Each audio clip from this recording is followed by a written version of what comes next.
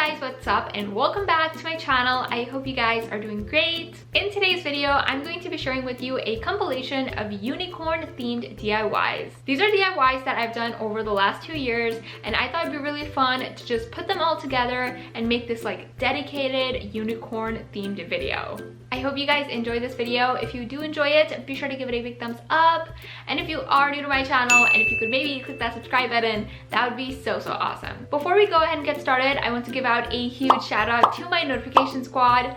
Thank you guys so much for your comments. And if you aren't part of the notification squad, all you have to do is turn on your post notifications and leave me a comment down below to be featured in my next one. With that all being said, let's get started with today's video.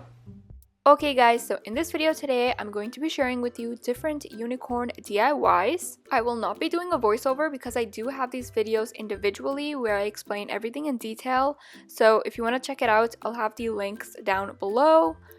I did try to include as much detail as possible so that all of these videos make sense. And yeah, I'm gonna put some music on and I hope you guys enjoy the video.